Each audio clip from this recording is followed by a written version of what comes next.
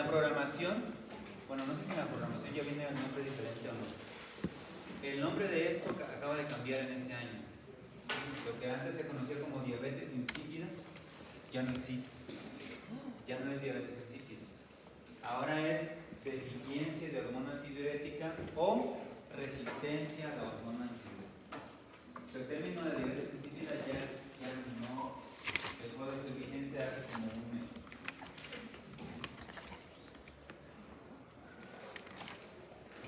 Porque causaba mucha confusión, sobre todo en pacientes.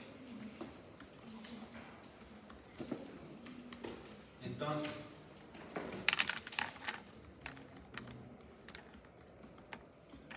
eliminamos, tachamos diabetes. No existe. Aunque todavía pueden encontrar, no, seguramente que sí. Lo encuentran por todos lados en los libros, viene así, porque el artículo con el que se recomienda el cambio del nombre acaba de salir hace como un mes más o menos. ¿Sí? Entonces, ¿qué es la ósmosis? ¿Qué nos quiere decir qué es la ósmosis? ¿Cómo? Puede ser. ¿No? Es un transporte de hormona primario, es de homogeneidad selectiva. Aquí va a haber una toxicidad de masa y va a hablar de hipertonicidad o hipertonicidad, hipertónico y hipertónico. ¿Y qué es la ósmosis? La ósmosis es el paso de exudados a través de la hormona.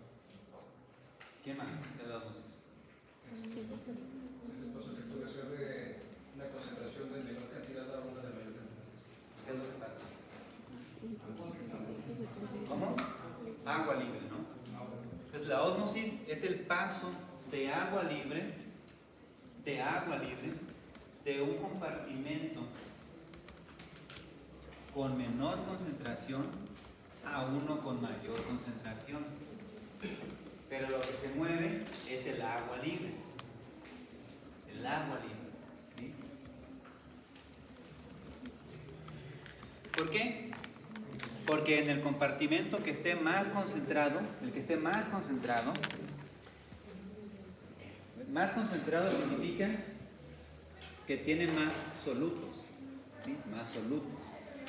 El que está más concentrado tiene la capacidad de jalar agua del otro compartimento que está más diluido.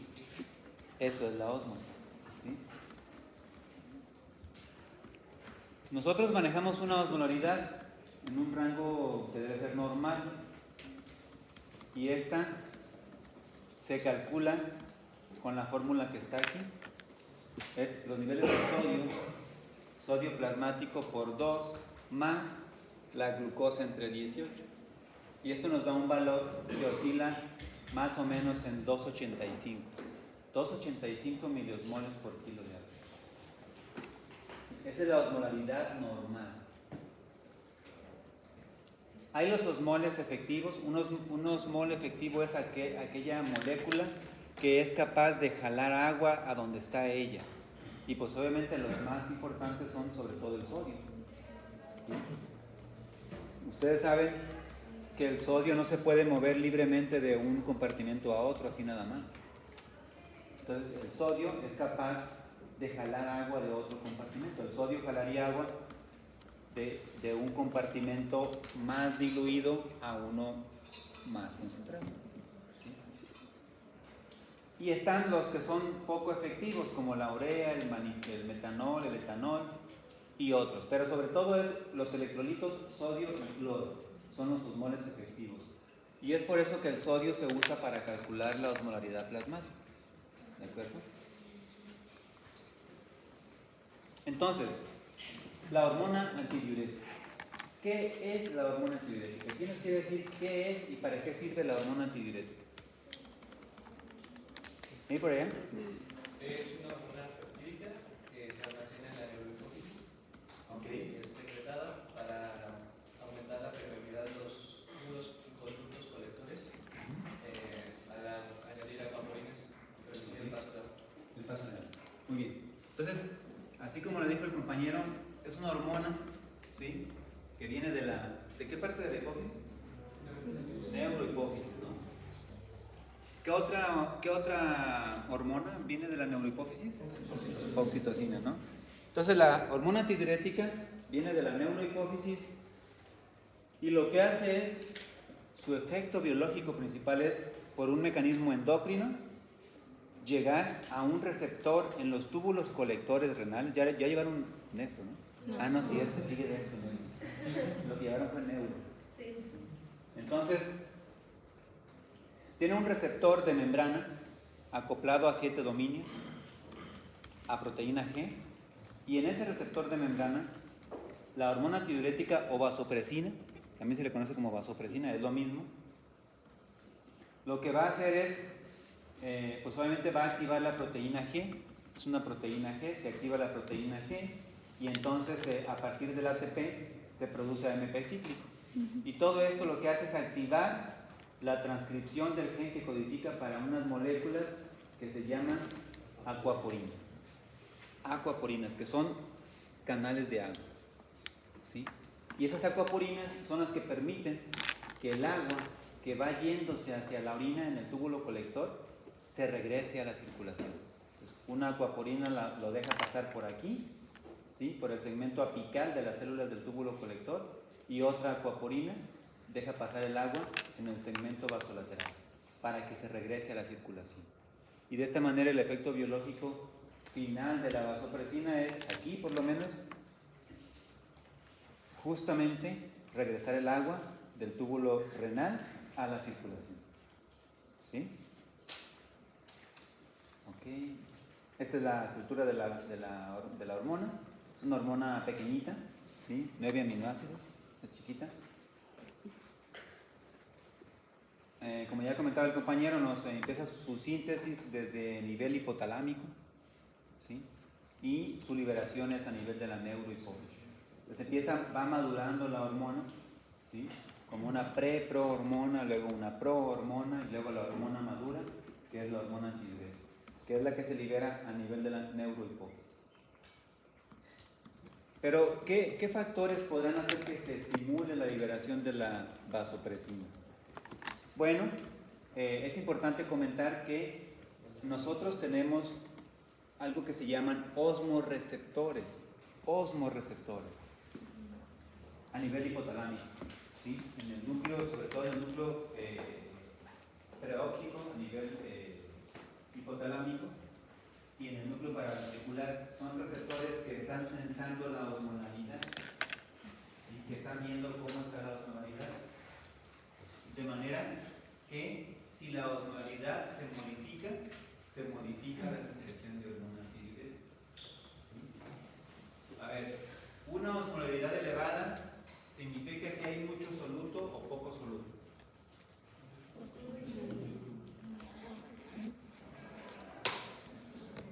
¿Mucho o poco? ¿Cómo? ¿Mucho o poco? ¿Cómo?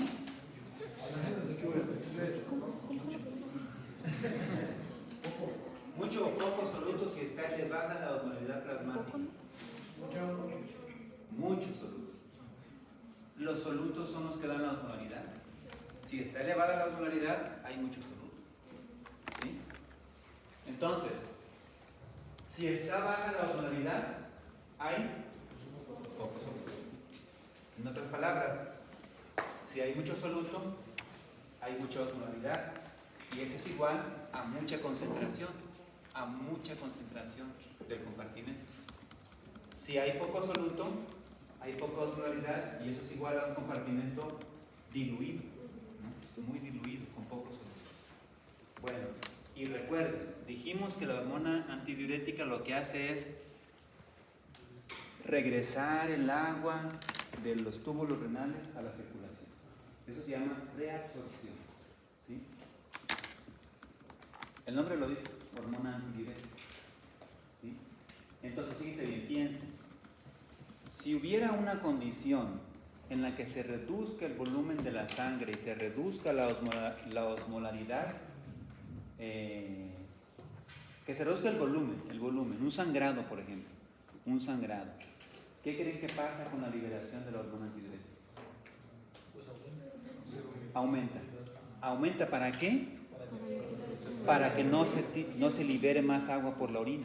Si hay un sangrado que está bajando el volumen plasmático, entonces la hormona se activa y retiene lo más que se puede el agua para que no haya más deshidratación. ¿Sí? Por ejemplo, si hay un aumento en los niveles de sodio, en la sangre, ¿qué pasa con la osmolaridad? ¿Aumenta o disminuye? Aumenta. ¿Sí estamos claros? Aumenta porque es el soluto por excelencia, el sodio. Entonces, si aumenta el sodio en la sangre, ¿qué le pasará a la secreción de la hormona antidiurética?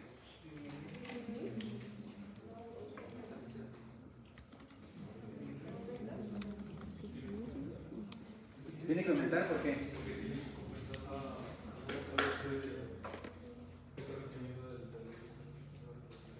Entonces, si hay mucho sodio en la sangre, hay mucha osmolaridad. Y entonces tendría que aumentar la hormona antidiurética. ¿Para qué?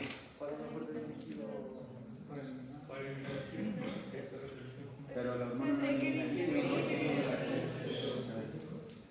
A ver. Sí se aumenta, pero ¿para qué? Porque se supone que tendríamos que tener más medios, ¿no? ¿Y entonces? Porque pues si no tenemos tanta agua, no vamos, o sea, va a estar como los canales van a estar súper saturados. Entonces ocupamos más agua para que no esté tan saturado. ¿Y qué hace la hormona antidiurética? Va a reabsorber. Reabsorber agua. Pues efectivamente, si hay mucho sodio y mucha osmolaridad, se activa la hormona antidiurética. ¿Para qué? Para retener agua en el riñón y que aumente el agua libre y que entonces ese sodio que está muy concentrado se diluye un poco. ¿Sí?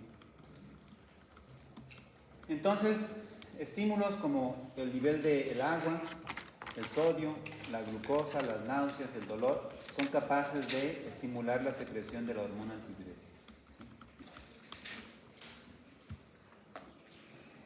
Entonces el volumen plasmático y la osmolaridad está regulado por dos mecanismos principalmente. ¿Sí? Uno es la hormona antidiurética y otro es la sed. ¿Sí? Si ustedes se deshidratan, ¿qué sienten? Sed. Entonces es un mecanismo fisiológico. Entonces vean, si la osmolaridad plasmática aumenta, significa que hay mayor concentración de solutos. ¿Estamos de acuerdo? Eso tiene que estar muy claro porque si no se confunde. Luego entonces, vean, aquí es el valor normal, digamos que es el rango normal, pero bueno, en el eje de las Y tenemos los niveles de la hormona antidiurética y en el eje de las X la osmolaridad plasmática.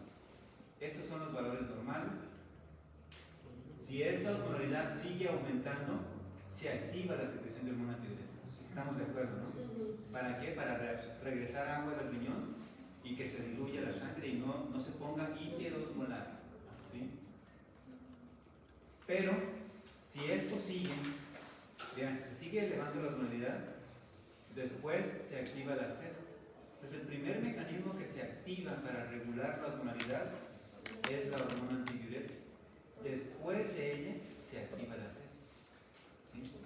Entonces, se dice que el sistema de regulación de la osmolaridad es como tan preciso que el cambio en 1 miliosmol es suficiente para modificar esto.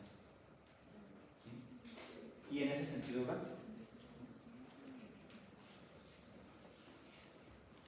Es lo mismo.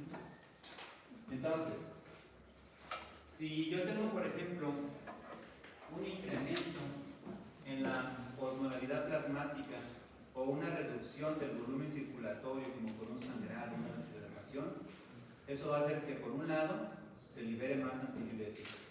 Y esto hace que se reduzca la eliminación de agua por el riñón, porque la está reabsorbiendo, retiene agua.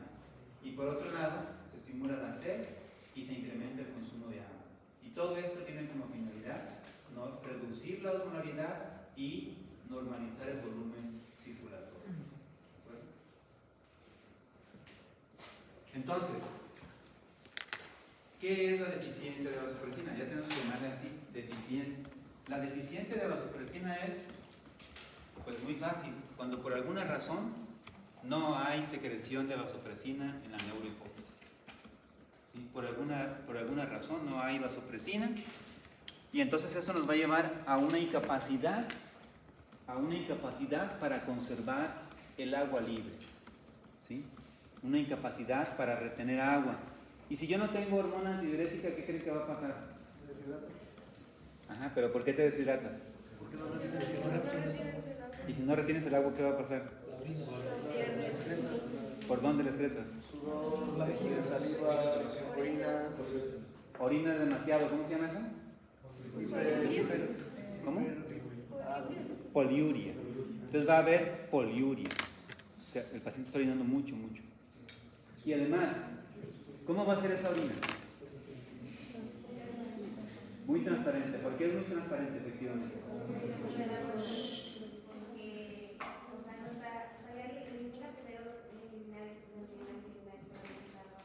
Solo es agua libre. Entonces, estamos ante una orina muy diluida porque se está tirando mucha agua libre. Entonces la orina es como agua, por eso es como transparente, como si fuera agua. Entonces mucha orina y muy diluida, ¿no? Aquí está, orina poliuria, orina diluida. Y si yo orino mucho, si me estoy deshidratando, si estoy perdiendo agua y no tomo agua, ¿qué va a pasar con la concentración de solutos y la osmolaridad?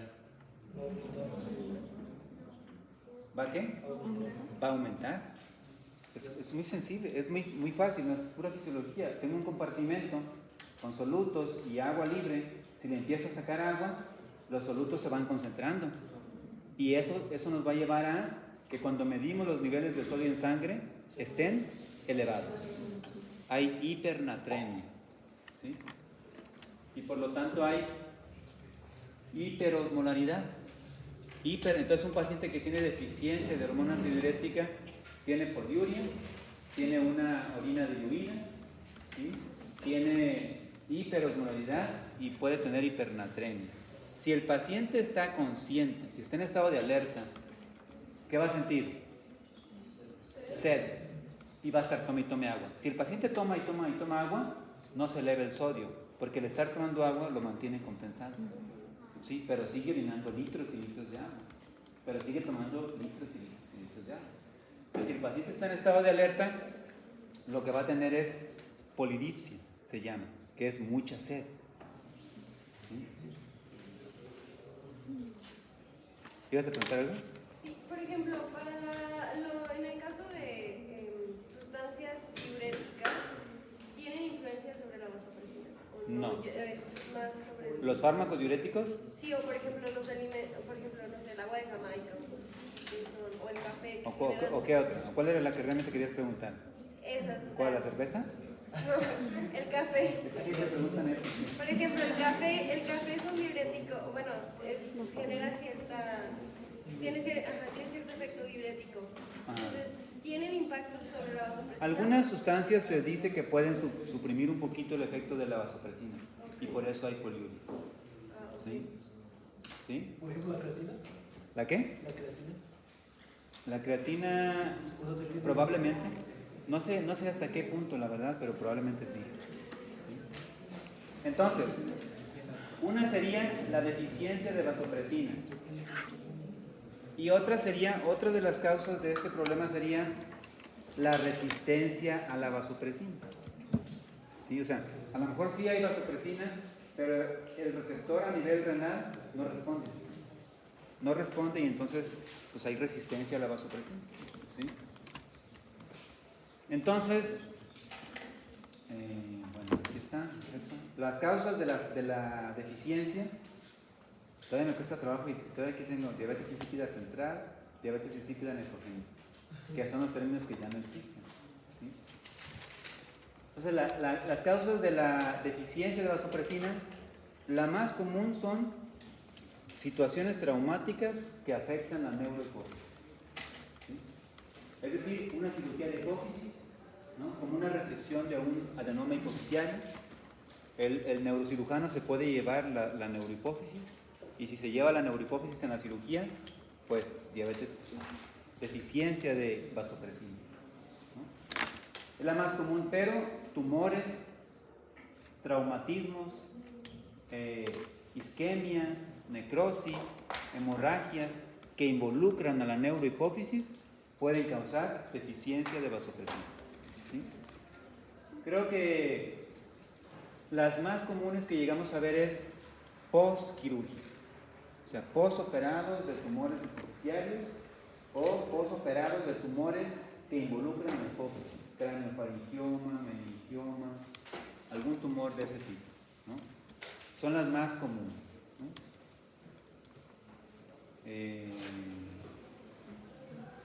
De la resistencia a vasopresina es muy rara, afortunadamente es muy rara, porque si hubiera una resistencia real, completa a vasopresina, pues ahora sí que estamos en problemas, porque ¿cómo le hacemos?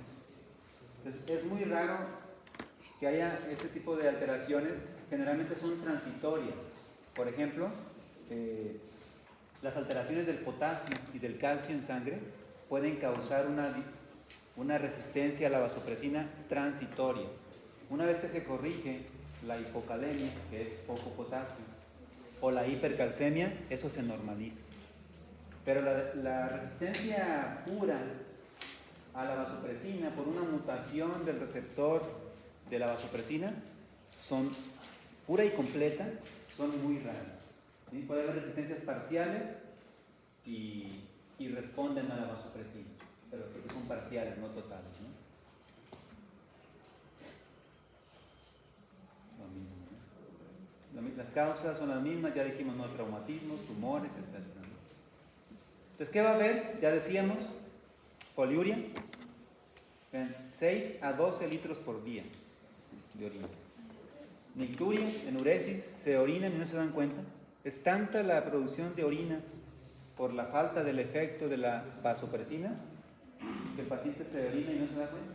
En la noche se orina y no se da cuenta. ¿Sí? La orina, ya dijimos, va a ser de aspecto pálido como agua. ¿Sí? Polidipsia, o sea, mucha sed. Es una necesidad así como una ansiedad por tomar agua. O sea, el paciente siente ganas de agua y se le antoja más el agua helada. Entonces, saborea el agua el paciente. ¿Sí? Generalmente, digamos que el estado general del paciente se afecta poco si el paciente está alerta. Si está alerta, pues va a tomar mucha agua y va a estar más o menos bien. Tomando mucha agua y orinando mucha, pero va a estar bien. El problema es cuando el paciente no está alerta. Por ejemplo, un traumatismo craneoencefálico que cause esto y el paciente está en estado de coma, pues no puede pedir agua para tomar.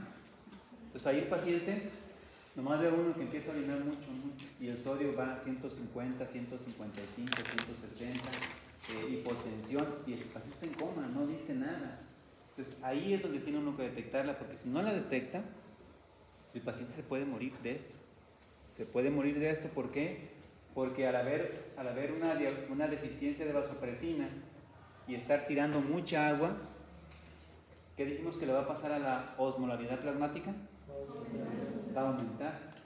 Entonces, si aumenta la osmolaridad, el paciente puede tener daños en tejidos vitales como las neuronas. Porque al haber mucha osmolaridad en el espacio extracelular, ¿qué va a pasar? Ese compartimento concentrado va a querer jalar agua de otros compartimentos. Entonces va a empezar a jalar agua de otras de las células y va a deshidratar las neuronas. Y eso va a causar que el paciente tenga convulsiones, estado de coma y que se pueda morir. Entonces la hipernatremia es algo grave si no se detecta y se trata oportunamente. Muy bien. Bueno, cuando la deficiencia de vasopresina es por un traumatismo a nivel hipófisis, ya sea postquirúrgico o por algún otro tipo, se habla de que hay fases. La primera fase es una fase en la que por la misma inflamación de la zona de la hipófisis no se libera vasopresina y entonces aparece como tal una deficiencia del efecto de la vasopresina y poliuria. Dura unos pocos días. Si se recupera la hipófisis, se desinflama y se recupera, entonces puede producir vasopresina y entonces tenemos una fase antidiurética. Ahora hay mucho efecto de la vasopresina. Y esto puede quedar normal o puede irse hacia una deficiencia permanente de vasopresina. Ya dijimos, los síntomas van a depender del tiempo en el que se instala esta alteración y la severidad de la misma. Es decir, si es una alteración crónica, paulatina y es lenta, el paciente puede no tener ninguna manifestación porque se va adaptando a ello. Pero si es un cambio brusco, si el sodio de 142 se va a 150 en cuestión de pocas horas, eso genera muchas manifestaciones clínicas y puede causarles, como les decía, convulsiones, coma y hasta la muerte por la hiperosmolaridad. Entonces el diagnóstico lo hacemos con base en el cuadro clínico, los antecedentes. Si acaba de salir de una cirugía de hipófisis y está orine y orine y orine y orine, pues es como que obvio, ¿no? El problema es cuando no acaban de salir de ninguna cirugía y no tienen ningún traumatismo ahí y no tienen ningún tumor ahí y llega un paciente que refiere que le da mucha sed, que toma mucha agua y orina mucho. Es que tomo como 5 litros de agua y estoy orina y orina cada rato, ¿no? Ahorita vamos a comentar eso. Ok, esto es lo mismo. Poliuria, hipernatremia y una osmolaridad urinaria reducida y una osmolaridad plasmática aumentada, ¿no? Hay una prueba que se puede hacer cuando tenemos duda. Cuando tenemos un paciente así que, como les decía, posoperado de hipófisis, un traumatismo craneoencefálico, alguna necrosis, hemorragia, isquemia de alguna zona de la hipófisis, pues lo sospechamos por el antecedente. Y ahí nada más ya medimos los volúmenes urinarios, medimos el sodio, calculamos la osmolaridad. Si hay hiperosmolaridad y está orinando mucho y es una orina diluida, lo más seguro es que le falte hormona antidiurética, ¿no? Y ya si es el caso, pues ya se corroborará con estudios de imagen según corresponda. Cuando no tenemos claridad sobre si el paciente tiene o no deficiencia de vasopresina, hay una prueba que podemos hacer que es la prueba de restricción hídrica. También se conoce como prueba de deshidratación. ¿Sí? Si cualquiera de ustedes se pone un día desde la mañana, desde que se levanta, a no tomar agua, así, no voy a tomar nada de agua, 0 agua voy a tomar, ¿qué le va a pasar a la orina? Se va a concentrar. ¿Va a ser mucho volumen o poco volumen? Poco volumen. Entonces, si yo a alguien lo pongo en restricción de líquidos y le digo, no tome nada de agua, 0 agua, entonces, y esa persona tiene función normal de la vasopresina, entonces va a orinar muy poquito y va a ser muy concentrada. ¿Por qué? Porque como no estoy consumiendo agua, entonces la vasopresina se activa y va a estar reteniendo agua libre para no deshidratarlo. ¿Sí? Entonces, ese es el fundamento de la prueba de deshidratación. ¿Sí? Para el ¿Sí? caso de la prueba, o sea, de esta prueba, ¿se suspenden o se suspenden también los alimentos que tienen mucha agua o no? ¿Esos no son? Bueno, esta prueba solo se hace con el paciente hospitalizado. Ah. Entonces se le pone se canaliza, se le pone un suero y 0 alimento. Ah. El suero solamente es para tener una vena permeable por cualquier urgencia, pero no se le da nada de comida ni nada. ¿Sí? ¿Y por cuánto tiempo es? Esta prueba dura de 6 a 8 horas máximo, pero a veces se puede acabar antes. Por ejemplo, si empieza la prueba y cada hora tienes que estar midiendo el volumen de la orina, el peso del paciente y el sodio, ¿no? Si tú ves que en 2 horas de la prueba el paciente sigue orine y ves que el nivel de sodio en sangre empieza a subir muy poquito, entonces ahí tú ya concluyes que sí tiene una deficiencia de vasopresina. Entonces tú le aplicas vasopresina. Si después de la vasopresina el paciente ya retiene la orina, concentra la orina, entonces al paciente le falta vasopresina. ¿Sí? Si después de la vasopresina el paciente no retiene nada, entonces ¿qué tiene el paciente?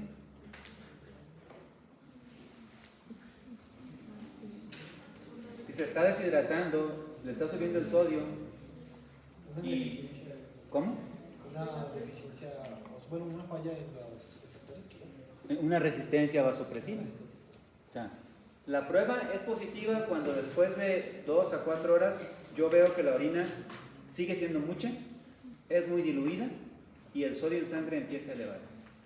Si eso sucede, significa que la hormona antidiurética no se está activando. Entonces yo le aplico hormona antidiurética al paciente. Si al aplicarle la vasopresina veo que la orina empieza a concentrarse, el sodio empieza a normalizarse, entonces tiene deficiencia de vasopresina. Pero si no pasa esto, entonces el paciente tiene resistencia a vasopresina. ¿Y físicamente el paciente no le da mucha sed?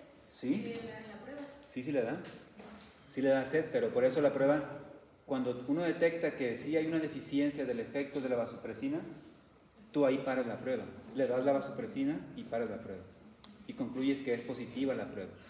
Pero muchas veces, cuando haces la prueba, empiezas y a las 2, 3, 4 horas el paciente empieza a tener la orina concentrada, de menor volumen, entonces todo se va normalizando.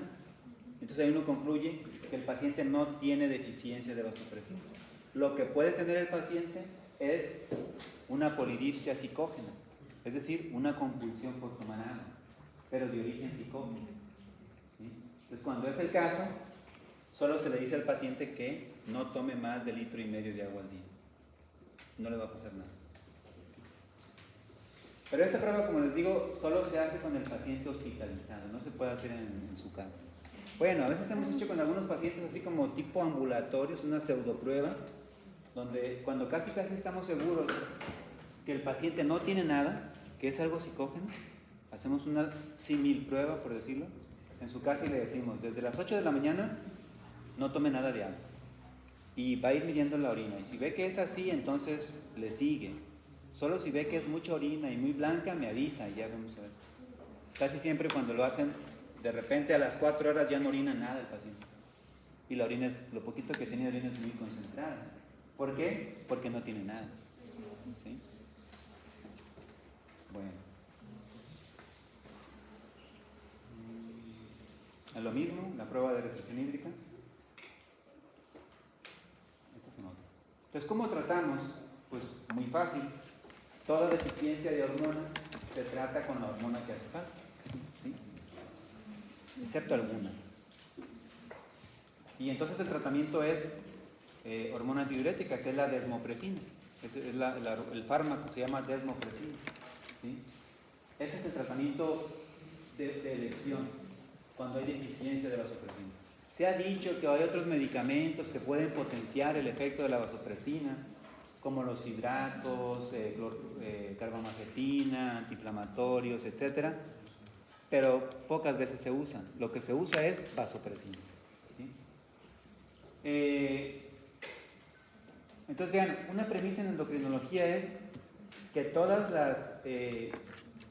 las deficiencias hormonales, siempre que sospechamos una deficiencia hormonal, la evaluamos con una prueba de reto, o lo que sería una prueba estimulante. Es decir, una prueba que estimule la secreción de esa hormona que yo creo que hace falta. ¿Sí? En este caso, la prueba de restricción hídrica lo que hace es estimular la secreción de vasopresina. Y yo hago la prueba de restricción cuando creo que hay una deficiencia de vasopresina. ¿Sí? Y por otro lado, los excesos hormonales, o cuando sospechamos un exceso hormonal, un exceso de cualquier hormona, estos se evalúan con pruebas inhibitorias, o sea, pruebas que normalmente suprimen la secreción de esa hormona. Ese es un concepto básico en endocrinología. ¿Sí? Los excesos hormonales se evalúan con pruebas inhibitorias. Las deficiencias hormonales se evalúan con pruebas estimulantes. Tiene lógica, ¿no? Sí. Si yo sospecho que no hay, le voy a echar un reto para ver si produce. Si sospecho que hay mucha, le voy a echar un reto que la suprime para ver si la suprime. ¿Sí? Entonces, lo vamos a ver en todos los ejemplos. Cuando vieron, por ejemplo, lo de hormona de crecimiento, sí comentaron cuál es la prueba que se usa para evaluar la deficiencia de hormona de crecimiento. Cuando no comentaron, con la doctora Vanilla. Hipoglucemia. La prueba de hipoglucemia. ¿Por qué? Porque normalmente la hipoglucemia estimula la secreción de hormona de crecimiento, normalmente, ¿no? Muy bien. Entonces, esto es muy fácil. Lo más importante es sospechar la deficiencia de la hormona, identificarla y si no la tratamos nosotros, referirla con alguien que la pueda tratar. ¿Sí? Entonces, si hay deficiencia, el tratamiento es con la vasopresina. Si hubiera resistencia, el tratamiento también es con la hormona. ¿Por qué? Porque generalmente las resistencias es raro que sean totales. Siempre hay una respuesta fisiológica, nada más que el paciente requiere más dosis para que pueda responder. ¿Sí? Porque si hubiera una resistencia completa a la vasopresina, entonces sí estamos en problemas. O sea, si no respondiera con nada, entonces estamos en problemas. No hay casos prácticamente. Y creo que es todo, ¿no? Esto ya es de lo mismo. No tiene caso en confundir.